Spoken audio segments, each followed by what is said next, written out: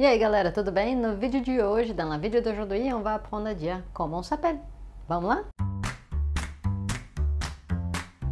Alors, cette vidéo a l'air d'être simple, mais ce n'est pas le cas et tu vas comprendre dans quelques minutes. Quand on dit « je m'appelle Gabriela », en portugais, on va plutôt dire « meu nome é Gabriela ». Meu nome é Gabriela.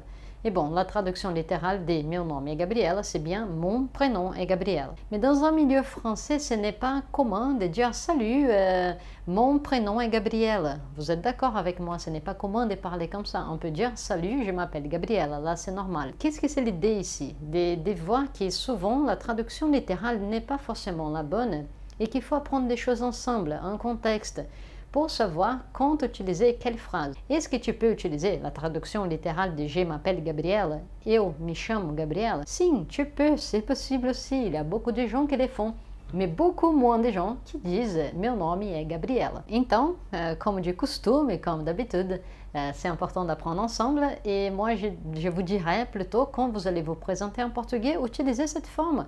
Meu nome é blablabla, meu nome é blablabla. Et à nouveau en portugais, aussi important, on ne dit pas notre nom de famille quand on se présente. Notre nom de famille est très peu utilisé dans des situations normales au Brésil. Beaucoup de Brésiliens ont les surnoms, les apelidos. La plupart des Brésiliens ont un apelido. Soit c'est un raccourci du prénom.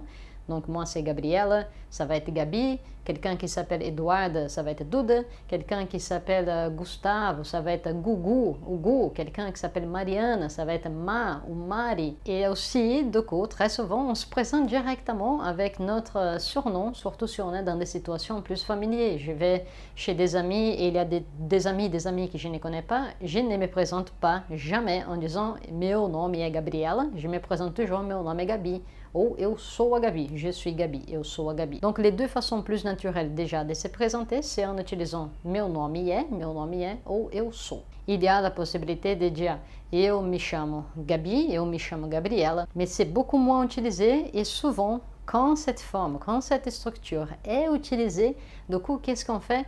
On mange les pronoms réfléchis et on dit juste eu chamo Gabriela, comme si je disais j'appelle Gabriela.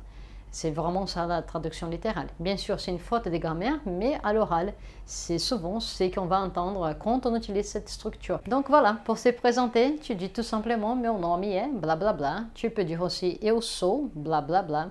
Dans la plupart du pays, État de São Paulo, État de Rio, on utilise l'article avant le prénom quand on dit « eu sou ».